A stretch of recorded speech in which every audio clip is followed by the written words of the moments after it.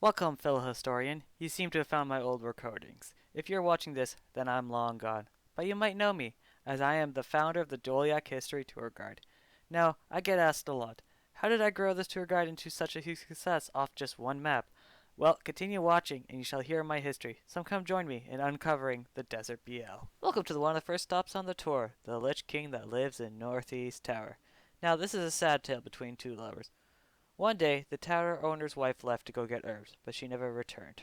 Heart-stricken, the husband waited and waited for his wife to return. However, though, he could never leave the tower, as he was bound to guard it from bandits. Eventually, he turned to magic. He found a spell that he can use to find his wife, but he didn't know what the spell involved. After many attempts with the spell, he finally realized it involved necromancy.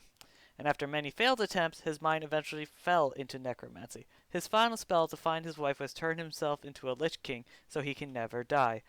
Legend says to this day he still waits in this tower, hoping his wife comes back to the tower. At least he can wait forever for his wife to return. Welcome to stop number 2, the wife of Northeast Tower that lives in Northwest Tower. A tragic tale. This lord of the tower was once the wife of Northeast Tower's lord.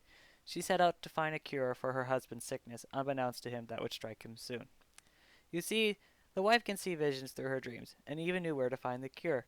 She left in the middle of the night to venture to an abandoned tower located in the northwest region, only to be greeted by some witches. The witches knew the cure for her husband, but they wanted her to guard the tower for one night and she will receive the cure. She did not argue and began to guard the tower, thinking, what's one night? But as soon as she stepped into the tower, her world was gone. You see, the circle is a curse, where time does not move. It'll never be tomorrow for her, but it can be centuries that pass into the outside world.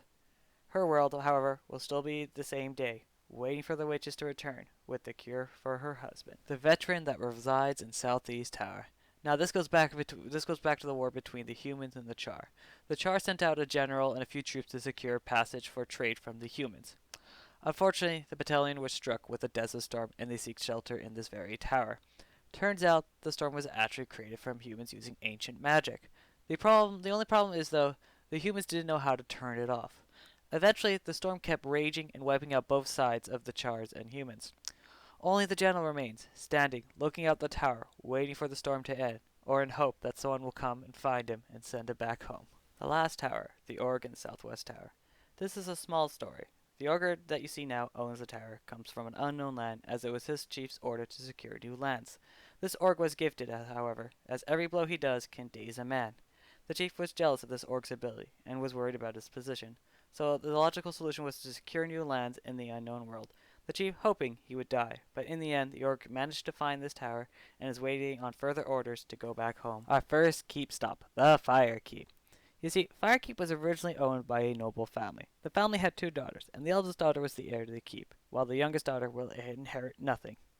You see, the younger sister was jealous, as she was getting nothing for her family because she wasn't the eldest. Her plan? Well, to kill her whole family while they slept, and she'll be the only heir, of course.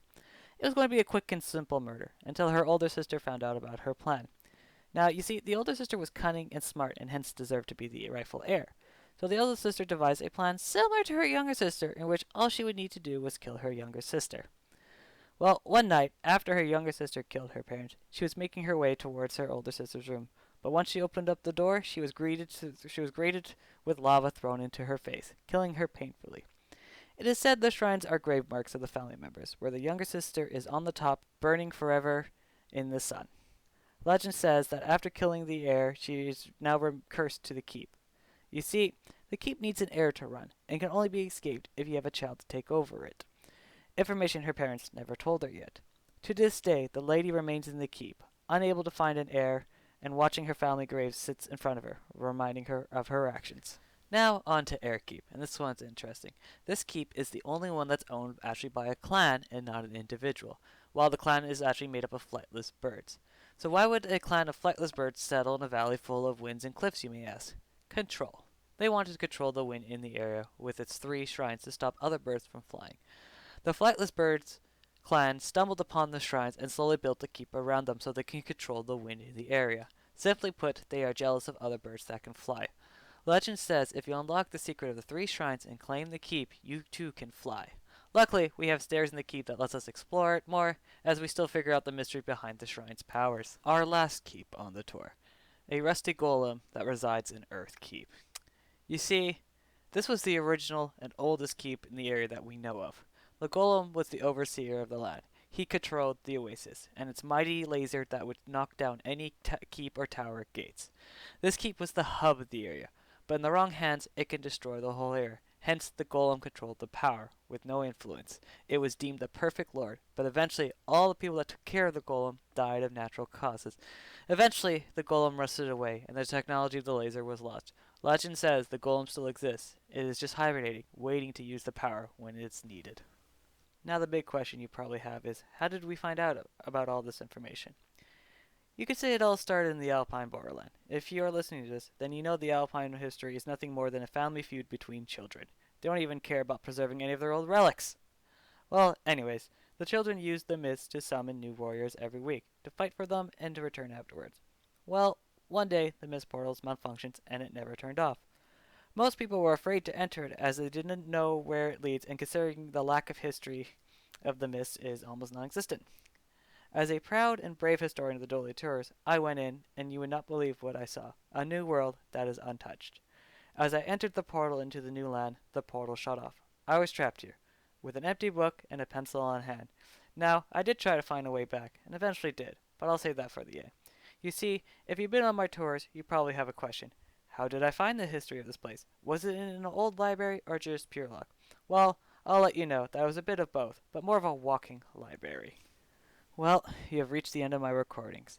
I hope you learned something and enjoyed learning about the history of the Desert Riel. Now go out on your own and discover new relics that have been lost in the desert. And thank you for choosing the Doliak History Tour Guide.